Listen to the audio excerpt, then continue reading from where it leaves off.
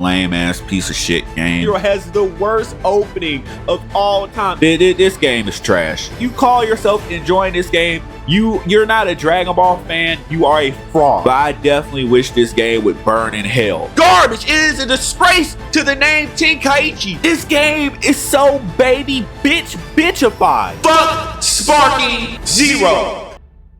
If you guys don't know who that is, even though you do if you saw the thumbnail of this video, that would be the Sparking Zero hater. This is the man whose video went from claiming to be the best Xenoverse player to then posting random arena fighter content to now making several videos hating on Dragon Ball Sparking Zero. And just to be clear, Perfection doesn't have a good entertaining past, and he's been rather a troll online than he has been of a good entertainer. I mean, he's made repetitive claims over and over again in the past, claiming that he's never lost a single fight in Xenoverse. But meanwhile, I digress. Considering now that we have less than a week from the release of Sparking Zero, this video will debunk and disarm all of the terrible takes on Sparking Zero that Perfection has, as well as showing why we should not give this guy any sense of attention. So just to be clear, I don't want any negative hate going to Perfection just because of the opinions that he does have, and mainly because...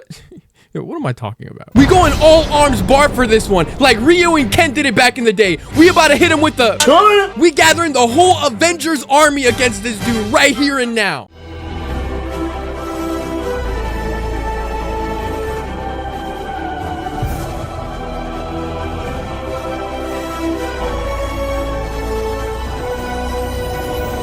Nah, jokes aside, let's keep it respectful down in the comments. With all of that out of the way, Perfection has made a lot of comments on Sparking Zero, so much so that it seems like he's trying to just find random things to complain about. So I think the most fair way to address his points on the game is by splitting them into 5 categories. The first being map destruction, the second being the character roster, the third being character models, the fourth being the game modes and features, and the fifth being Dragon Ball Sparking Zero versus Dragon Ball Xenoverse 2. So, let's begin.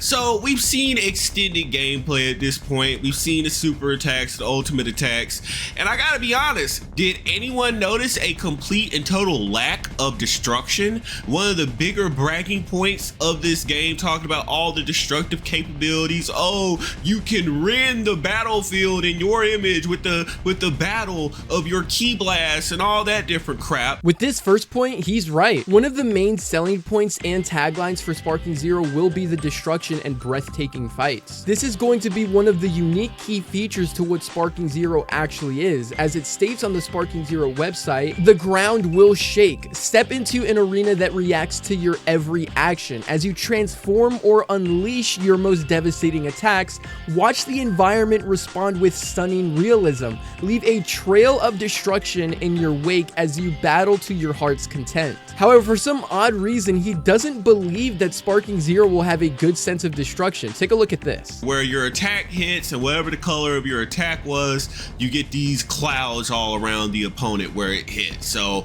that's your big destruction, guys.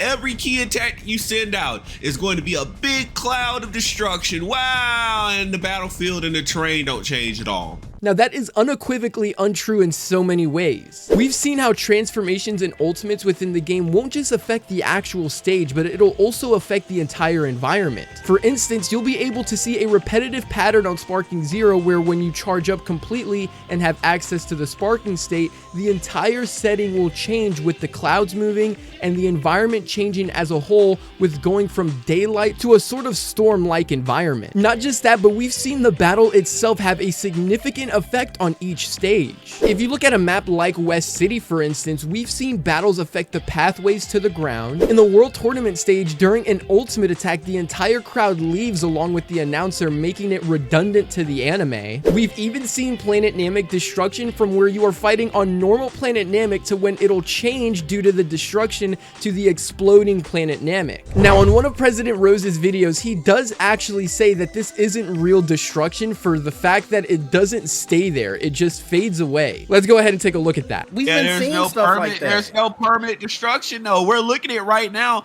Like, you got the screen on YouTube right now. I can see where like it's just like an effect of the move, but it's not like actual destruction of the environment. It's just like when Vegeta does that move, you get extra little rubble from the move, but it's not on the actual terrain. Again, this is also untrue. In no case has this ever been true on any map within Sparking Zero. This right here is a perfect example. You see Goku Black knocks Vegito into the ground. The rocks slowly clear so that they don't interfere with the battle, but the patch crater literally stays on the ground. This isn't the only instance that we've seen of this kind of destruction either. This isn't an L take for the fact that he may or may not be nitpicking. It's an L take because he's literally lying. This is making me wonder, what kind of destruction does Perfection want included in Sparking Zero so badly? Does he want to see the atoms from the sky falling down to the patch of grass? Or does he want to see the visuals of the wind taking through the sequence of every single battle? No, I won't go to say that Dragon Ball Sparking Zero will have the best destruction in any single Dragon Ball game, because evidently I have not played every single Dragon Ball game. But Dragon Ball Sparking Zero isn't misleading with this key feature. Step into the arena that reacts to your every action, which is literally true. When you do a Kamehameha, it literally explodes into smoke,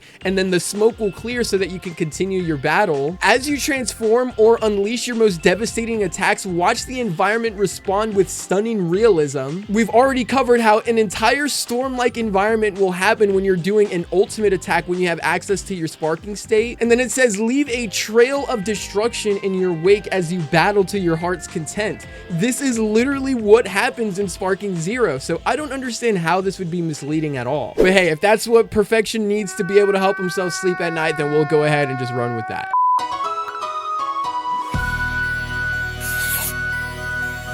Now for this segment specifically, it's a little tricky, so we're gonna go back before we got the full character roster revealed. So prior to there being any confirmation that there will be more or less than 164 characters within the base game, Perfection was absolutely convinced that this roster was going to only be 164 characters. And because he was convinced of that, he used that as his main path line to hate on Sparking Zero. Take a look at this. Okay, so we know how this roster is gonna pad out. We the don't. two things. We already have seen the graphic that they keep on updating in all the trailers. We already know that they're splitting the characters up based upon forms and eras. We can already see it because that's how they're updating the hexagonal graphic. They keep on showing all the character icons. They say it's going to be 164. How did we know that it's going to be 164 characters? Because we counted all the hexagons. How do we know which characters are going to be in the game? Because we see how they're filling out that hexagon. So we see that they're doing it by the eras, by the forms. So you can know what characters are going to be in the game because you know which characters are going to be a lock. The issue with this is there is absolutely nothing wrong with presenting theories or speculations. A lot of fans for some time were worried that the roster will only be 164, whereas Budokai Tenkaichi 3 had a roster of 161, but he's not willing to concede to the notion that this is just his own speculation. None of what he was saying, not once, was ever confirmed by Bandai at all to the build-up of Sparking Zero. However, he's willing to believe his own speculation if it means he can openly hate on Sparking Zero. Now, I could go more into this myself, but Makai Saiyan, another gaming YouTuber, was able to rebuttal his argument perfectly. I'm gonna go ahead and play his response. We don't know how the roster is gonna go until the game is out. But that's headcanon. That's hype. You're just going off a headcanon. You can look at various creators like Globku, who was wrong about his initial roster prediction. You can look at people like me, Rose. Everybody was wrong about their initial roster prediction. So just simply saying, oh, they're going to prioritize this over this, we don't know until the game comes out. So right now, we're just speaking about hypotheticals because nothing has been objectively confirmed. Correct? So there you have it. While yes, a lot of people want characters that are and will be unique to Sparking Zero's roster, which by the way, we are getting characters like Annie Laza, Bergamo, Rosie, Kuksuna, who are in their very first Dragon Ball game, and other minor characters like Yajirobe and Spopovich, we should want a variety in this roster. So not to say that he is wrong for wanting variety, but he would be convinced that we would get no GT characters, no movie characters, and he would use this as a tagline as to why the roster won't be good. And the funny thing about all of this is that not only are we shown a character roster that is beyond 164 characters, but we are also given a roster that gives us both GT characters and movie characters. So this realistically just makes him look clapped. So you would think Perfection has nothing left to say, right? We have a large character roster, movie characters, super characters, GT characters. He has no room to complain, right? His next argument is, yeah, they got all of the characters, but all of the characters look bad. Look at this. But they managed to get him wrong. So when they finally do something that would even be perceived as adequate, they immediately mess it up. Who's the real GT fan here? Anyone in the comment section, guess what I'm going to say before I say it, that they got wrong with GT Goku. How the hell do you get the skin color wrong for GT Goku? Yo, I swear, dude, just listening to this guy makes me wanna... Oh my fucking... Fuck out of here! Notice the little text that he puts there. He puts that the voice actor of GT Goku is trash. Okay. The voice actor, for those of you who don't know, is Colleen Clickenbeard, who is also the same voice actor for GT Goku in Xenoverse 2 as well. And if you guys don't know, this dude Perfection is literally the biggest Xenoverse 2 glazer, or he has been the biggest Xenoverse 2 glazer since Sparking Zero was announced. Come on. What's up, fam? How you doing? All right. Never forget about that, because that's all we got. So how the hell is this dude able to like the voice actor for Kid Goku in Xenoverse 2, but not the voice actor for Kid Goku in Sparking Zero, when they are literally the same voice actor? But anyways, this guy's clearly not a real GT fan, and I'll explain how. Totally Not Mark has covered this many times, but a lot of fans have never seen Dragon Ball GT like how it was originally created. The original masters were altered to such an extent that the original colors for Dragon Ball GT were altered when it was printed for home release. But Toei Animation never made an effort to fix these color errors for a very long time, but now we're able to see the original coloring for Dragon Ball GT thanks to fans. The original color for a character like GT Goku was never originally meant to be so dark like it was. Even disregarding this, his entire argument doesn't make any sense either way. Certain games will not always accurately show specific characters or designs due to how the game could be graphically formatted. Here's the thing, okay? Here's what it actually is, okay? I can lay down the truth for everybody watching this video. He knows how delusional he looks after seeing that there was a GT trailer. So he's trying to nitpick and find every minute detail that they should fix so that he can have a reason to complain, despite them adding GT. Moving on from that though, let's talk a little bit about the game modes and features. So you will see him give this repetitive comment that Sparking Zero isn't a part of the Budokai Tenkaichi series because it's so bad.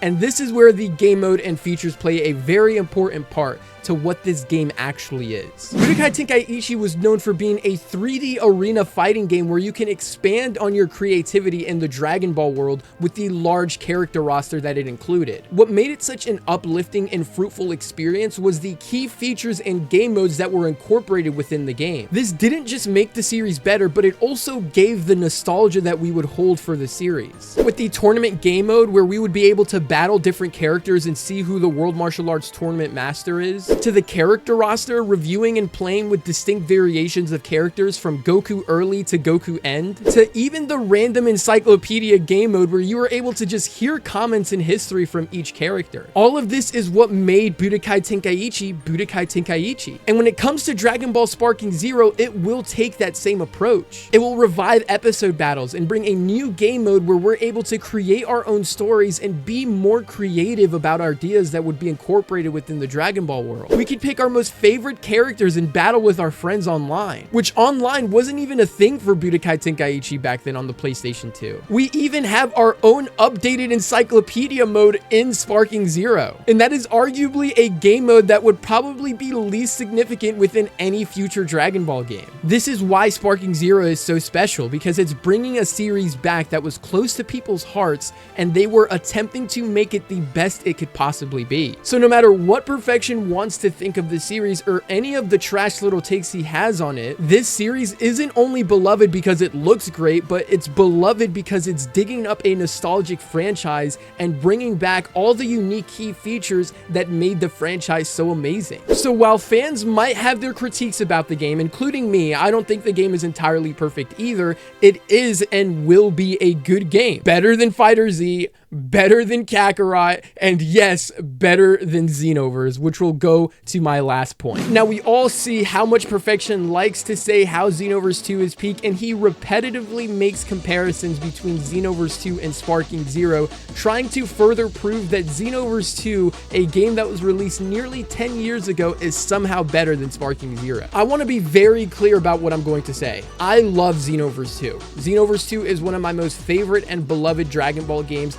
I've dedicated over 2,000 hours of my life clock to that game. But I can confidently say 90% of human beings on this planet will choose Sparking Zero over Xenoverse 2. And to prove my point, let's go band for band on the main things Perfections tried to criticize Sparking Zero about and see if Xenoverse was somehow able to do better. Starting with the game mode and key features. Now, I will say Dragon Ball Xenoverse 2 did have a very good amount of key features and game modes, going from parallel quests to expert missions to having its own unique story mode to doing PvP online and exploring all of Kanton City. It would be very hard for any other Dragon Ball game in general to compete with something like that. We do know that Dragon Ball Sparking Zero will have the World Tournament game mode. It will also have the encyclopedia. It'll also have its create your own story game mode with the episode battles, and it will have online PvP. But because they're so close and because they both are very good and unique in their own ways, for the sake of it, I will say that they are both equal amongst each other. Everybody can have their own opinion on it. Just for the sake of perfection, I will even go as far to say that Xenoverse has better game modes and features. But let's go ahead and take a look at everything else, because Perfection, as far as I know, hasn't even complained about a lot of the game mode and features. He's really just complained about these following points. Starting with the destruction. Now, we've already spoken about the elite level of destruction Sparking Zero will have, fighting inside buildings, leaving craters in the ground, destroying all of West City, to even changing the entire environment of the map itself. And I want to make this very clear, there is absolutely zero destruction on Xenoverse. The closest thing you get to destruction on Xenoverse is destroying the damn cars in West City, or the tiny rocks in the Tournament of Power. Or how about the freaking glass on the West City car paths? You can't even leave a freaking crater in the ground because it restores almost immediately. So with no question, Sparking Zero absolutely takes the W here. Now let's talk about the character roster. When Xenoverse 2 dropped, it had a total of 95 different characters, including the different types of races you can choose from in the beginning of the game. This game has been out for almost 10 years, and we have about 138 different characters and 253 if you want to include the different variations, but I don't necessarily think that should be considered. So I'm going to be rocking with 138 different characters. Sparking Zero's base roster will have much more than what Xenoverse 2 had when it was first released, and even now 10 years after its release, with all of the 17 to almost 18 DLCs that it's had now. And not just that, since Perfection loves to criticize the Sparking Zero roster, take a second to think about the Xenoverse 2 roster. Do you see a second form Frieza or a third form Frieza in Xenoverse? A Spopovich, a Bergamo, an Anilaza? It took Xenoverse almost 10 years to just come out with the other forms of DBZ Broly. Like, there is absolutely no comparison. Sparking Zero is Ultra Instinct Goku, and Xenoverse 2 is a damn Cyberman. Sparking Zero and the whole Budokai Tenkaichi series will be better and look better compared to Xenoverse 2. Now, we could talk about the character models, but come on, we can be so for real here, okay? There's not much to really say. Does anyone believe that this looks better than this? Perfection has even gone to the extent of talking about the censorship within Sparking Zero, where in Xenoverse 2, it literally has the same censorship when a character is hurt. Literally, the exact same thing. The only difference is you see a little scrape of blood on people's cheeks sometimes. Perfection, the natural selection, has no room to hate on this game. Perfection, if you ever watch this video, I'm going to give you my own offer right here and right now. I heard that you don't even have a PlayStation 5, so you couldn't even get Sparking Zero if you wanted to, but just for the sake of saving you of your troubles, hit me up on Discord or Twitter or anything like that, and personally, we can have a little debate on whether or not Sparking Zero is a good game or whether it's a bad game. And if you are able to beat me in a debate, we can let the people that are watching decide if you are able, or if you were able to beat me in a debate about Sparking Zero. I will personally buy you Dragon Ball Sparking Zero myself. With my own money, it'll come out of my pocket just for you and your troubles, so you don't have to deal with what you say in President Rose's video right here. Bro, people, but people are spending $70. They deserve to nitpick. You want $70 damn dollars because the world don't blow up. I guarantee that you will not do it. And if you do it, I will be incredibly surprised. Perfection, I am going to give you the truth right here and right now, because apparently everybody's been telling you the truth, but nobody's getting through to you about the truth. When this game drops, you will have nobody to play Xenoverse 2 with. You will have nobody to rage quit against so that you can continuously fake the red name and the undefeated record that you have on Xenoverse 2. You continuously and repetitively hate on Sparking Zero because you know the beginning of Sparking Zero is marking the end of Xenoverse 2. If I were you, I would be praying and sending a variety of emails to Bandai for them to come out with a Xenoverse 3 sometime soon so that you are able to recollect yourself and reprise yourself with the Xenoverse series again. But until then, when Sparking Zero drops, you've said this. Like I said, I'm staying on Xenoverse 2. Go ahead, stay on Xenoverse 2 while all of us are enjoying Dragon Ball Sparking Zero. Thank you guys so much for watching this video. Subscribe to the channel if you guys are new. Ring that notification bell if you want to be updated with all types of Dragon Ball content. And I'll see you guys in the next video. Peace out.